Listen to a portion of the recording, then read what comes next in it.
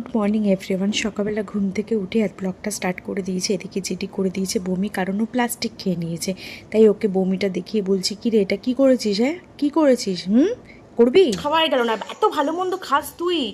তুই এটা কি খাওয়া হয়েছে বলো? ও কোনো আজকের আকাশটা বেশ দারুণ ছিল, চারিদিকে তাকালেই মনে হচ্ছে শরতের একটা আভাস, পুজো আসছে আসছে, এটাই বেশ ভালো, ভীষণ রকম ভালো লাগছিল। এটাই তো একটা। তারপর আজকে আমাদের বাড়িতে হবে ফ্রাইড রাইস আর চিকেন, তার জন্য মা চিকেনটা ম্যারিনেট করে নিয়েছে আর আমি ব্রেকফাস্ট করে নিয়েছি চিড়ে দই কলা।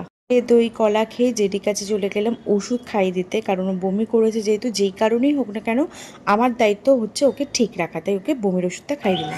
আমার কুকুরটা এত খেতে ভালোবাসে, ওকে ওষুধ খাওয়াটা জাস্ট কোনো ব্যাপারই না, জাস্ট বাঁ হাতের খেল। অন্যান্য কুকুরদের ক্ষেত্রে তো দেখি যে ওষুধ খেতেই চায় না। তুমি ভালো থাকো, আনন্দ থাকো, খুশিতে থাকো, আমি এটাই চাই। আর করবে না একদম।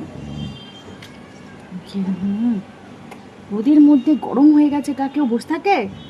মায়ের যেহেতু সুগার আছে তাই এখানে আলু কম পেঁপে বেশি আছে। চিকেনটা হয়েই গেছে, চিকেন করে নিয়ে স্নান করতে গেলাম, স্নান করে এসে লাঞ্চটা করে নিলাম। লাঞ্চ করার পর বিকেলবেলা এই ধরো 7টার দিক করে একটু খিদে খেতে পাচ্ছে, তাই একটু লাড্ডু খেয়ে নিয়েছি। জাস্ট একটু একটা কোনা ভেঙেছি, পুরোটাও খাইনি। তারপর একটু রসিয়ে কষিয়ে কফি খেলাম। আমি জানি যে চিনি আমাদের শরীরের পক্ষে, এতটা বেশি করে চিনি শরীরের পক্ষে ভালো নয়, বাট কিছু করার নেই। অনেকদিন পর আমি এরকম বেশি করে চিনি দিয়ে র দুধে, মানে একদম কোনো জল মেশানো নেই, কিছু নেই। যেহেতু মনটা খুব একটা ভালো নেই, আমি জানি না পরে কোনো দিনও আমার এই ইউটিউব চ্যানেলটা থাকবে কিনা। তো আমি নিজেও জানি না যে সবটা তোমাদের সাথে শেয়ার করতে পারবো কিনা। আমি শুরু করেছি ইউটিউব চ্যানেলটা, আমি জানি না কতদিন আর কন্টিনিউ করবো।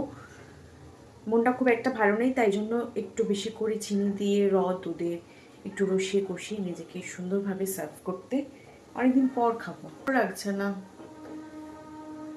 জানি না, যদি সব কিছু ঠিকঠাক না থাকে তাহলে নিজেকে কিছু তো একটা বলে তো ম্যানেজ করতেই হবে। বাট এটা জানিয়ে রাখি যে কিছু একটা হয়েছে আমার, যেটা আমি সবার সাথে শেয়ার করতে পারছি না।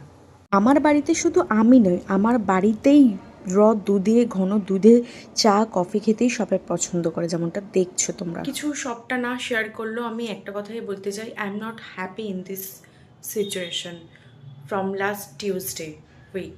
কে থাকলো না থাকলো আজকালকার দিনে এটা কোনো জাস্ট ব্যাপারই না, কিন্তু আমি বলবো এত দিনের একটা যদি কিছু বন্ডিং থেকে থাকে সেটা যদি ভেঙে যায় তার তো সেটা কোনো মানেই ছিল না।